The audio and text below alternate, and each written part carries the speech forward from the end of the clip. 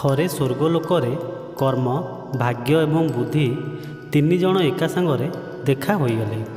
ସେମାନଙ୍କ ମଧ୍ୟରେ ବିବାଦ ହେଲା କି ସବୁଠାରୁ ବଡ଼ କିଏ। କର୍ମ କହିଲା ମୁଁ ବଡ଼, ଭାଗ୍ୟ କହିଲା ମୁଁ ବଡ଼, ଆଉ ବୁଦ୍ଧି କହିଲା ମୁଁ ବଡ଼। ଏମିତି ସମସ୍ତେ ନିଜକୁ ବଡ଼ ବୋଲି ପ୍ରମାଣିତ କରିବାକୁ ଯାଇ ବିବାଦ କରିବାକୁ ଲାଗିଲେ। ଏହାର କୌଣସି ସମାଧାନ ହେବା ପରିବର୍ତ୍ତେ ବିବାଦ ଧୀରେ ଧୀରେ ବଢ଼ିବାକୁ ଲାଗିଲା ଏବଂ ଝଗଡ଼ାର ରୂପ ନେଲା। ସେହି ସମୟରେ ନାରଦ ମୁନି ସେହି ବାଟ ଦେଇ ଯାଉଥିଲେ।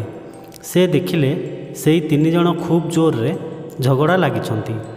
ଝଗଡ଼ାର କାରଣ ଜାଣିବା ପାଇଁ ସେ ଯାଇ ସେମାନଙ୍କ ପାଖରେ ପହଞ୍ଚିଗଲେ ଏବଂ କାହିଁକି ଝଗଡ଼ା ଲାଗୁଛ ପ୍ରଶ୍ନ କଲେ। ସେ ତିନି ଜଣ କହିଲେ, ହେ ନାରଦ ମୁନି, ଭଲ ହେଲା ଆପଣ ଆସି ଏଠାରେ ପହଞ୍ଚିଗଲେ।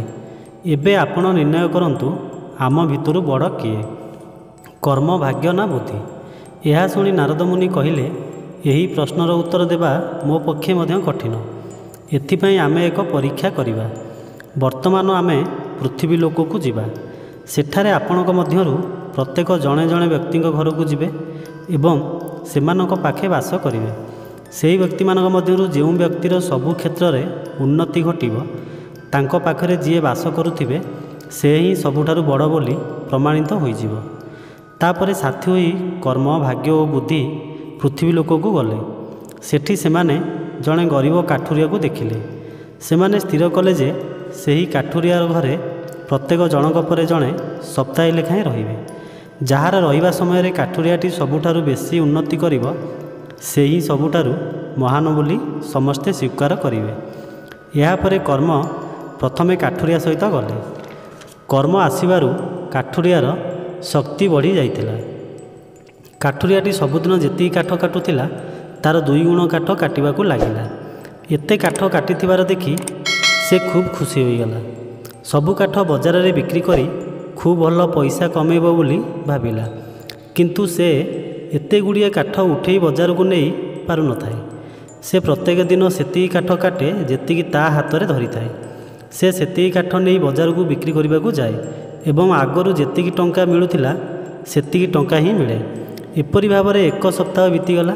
କାଠୁରିଆର ଘରେ କର୍ମବାସ କରିବା ଫଳରେ ସେ କାଠ ତ ଅଧିକ କାଟୁଥିଲା, ମାତ୍ର ଏଥିରେ ତାର କୌଣସି ଆର୍ଥିକ ଅଭିବୃଦ୍ଧି ଘଟୁନଥିଲା। ଏହାପରେ ପଡ଼ିଲା ଭାଗ୍ୟର ପାଳି। ଭାଗ୍ୟ କହିଲେ, କର୍ମ ଦ୍ୱାରା ତ କିଛି ହୋଇପାରିଲା ନାହିଁ। ଏବେ ଦେଖ ମୁଁ ସପ୍ତାହେ ଭିତରେ କିପରି ସେ କାଠୁରିଆକୁ ସଫଳ କରି ଦେଖାଉଛି। ତାପରେ ଭାଗ୍ୟ ସେ କାଠୁରିଆକୁ ଜଙ୍ଗଲ ମଧ୍ୟରୁ ଏକ ସୁନା ଭର୍ତ୍ତି ବ୍ୟାଗ୍ ମିଳିଲା। ସେ ବ୍ୟାଗକୁ ସେ ନିଜ ସହ ଘରକୁ ନେଇ ଆସିଲା। ବର୍ତ୍ତମାନ କାଠୁରିଆ ପାଖରେ ଅନେକ ସମ୍ପତ୍ତି, ମାତ୍ର କର୍ମ ଓ ବୁଦ୍ଧିର ଅଭାବ ଫଳରେ ସେ ସେହି ସମ୍ପତ୍ତି ସବୁ ଭୁଲ ବାଟରେ ମୂର୍ଖାମିର ସହ ଉଡ଼ାଇବାକୁ ଲାଗିଲା। ଠିକ୍ ରୂପେ ଖର୍ଚ୍ଚ ନ କରିବାରୁ ସେ ସମସ୍ତ ସମ୍ପତ୍ତି ସପ୍ତାହେ ମଧ୍ୟରେ ଶେଷ ହୋଇଗଲା। ଆଉ କାଠୁରିଆର କୌଣସି ଉନ୍ନତି ହୋଇପାରିଲା ନାହିଁ। ସମୟ ସରିଯିବାରୁ ଭାଗ୍ୟ ତା ଘରକୁ ବାହାରି ଆସିଲେ। ଏବେ ପାଳି ପଡ଼ିଲା ବୁଦ୍ଧିର। ସେ ଯାଇ ପ୍ରବେଶ କଲେ କାଠୁରିଆର ଘରେ। କାଠୁରିଆଟି ବୁଦ୍ଧିମାନ ହେବା ଫଳରେ ସେ ପ୍ରତିଦିନ ପୂର୍ବ ଦିନଠାରୁ ଅଧିକ କାଠ କାଟିବାକୁ ପ୍ରୟାସ କଲା। କାଟିଥିବା ଅଧିକ କାଠକୁ ବୁଦ୍ଧି ଖଟାଇ ଦଉଡ଼ିରେ ବାନ୍ଧି ବଜାରକୁ ନେଇଗଲା ଏବଂ ଧୀରେ ଧୀରେ କରି ଅଧିକ ଟଙ୍କା ଆୟ କରିବାକୁ ଲାଗିଲା। ରୋଜଗାର କରୁଥିବା ଟଙ୍କାରେ ନିଜର ଏକ କାଠ ଦୋକାନ କଲା। ଆଉ ସେଠାରେ ସେ ଅଧିକ ଅଧିକ କାଠ ରଖି ବିକିଲା। ଆସୁଥିବା ଟଙ୍କାକୁ ସଞ୍ଚୟ କରି ସେ କାଠ ତିଆରି ଜିନିଷର ବ୍ୟବସାୟ ମଧ୍ୟ ଆରମ୍ଭ କଲା। ଏପରି ଭାବରେ ଧୀରେ ଧୀରେ ସେ ଉନ୍ନତିର ପାହାଚ ଚଢ଼ିବାକୁ ଲାଗିଲା। ସ୍ୱର୍ଗଲୋକରେ ଯେତେବେଳେ ଆଲୋଚନା ହେଲା ଯେ କର୍ମ, ଭାଗ୍ୟ ଓ ବୁଦ୍ଧି ମଧ୍ୟରୁ କିଏ ସର୍ବଶ୍ରେଷ୍ଠ, ସେତେବେଳେ ନାରଦ ମୁନି କହିଲେ, ସେ କାଠୁରିଆର ଜୀବନରୁ ଆମେ ଏଇଆ ଦେଖିଲେ ଯେ ବୁଦ୍ଧି ବଳ ହେଉଛି ସର୍ବଶ୍ରେଷ୍ଠ ବଳ। ବିନା ବୁଦ୍ଧି ବଳରେ କର୍ମ କିମ୍ବା ଭାଗ୍ୟ କିଛି ବି ନୁହନ୍ତି। କିନ୍ତୁ ଯେତେବେଳେ ବୁଦ୍ଧି ବଳ ଥାଏ ସେତେବେଳେ ଭାଗ୍ୟ ଓ କର୍ମ ଆପେ ଆପେ ପରିବର୍ତ୍ତନ ହୋଇଯାଏ।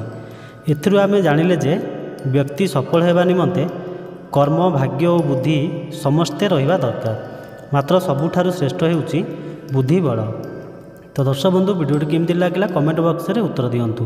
ଯଦି ଆମ ଚ୍ୟାନେଲଟିକୁ ସବସ୍କ୍ରାଇବ୍ କରିନାହାନ୍ତି ସବସ୍କ୍ରାଇବ୍ କରିନିଅନ୍ତୁ। ପାଖରେ ଥିବା ବେଲ୍ ଆଇକନ୍ ବଟନ୍କୁ ଅନ୍ କରିନିଅନ୍ତୁ, ଏମିତି ଆଗକୁ ନୂଆ ନୂଆ ଭିଡ଼ିଓ ଦେଖିବା ପାଇଁ।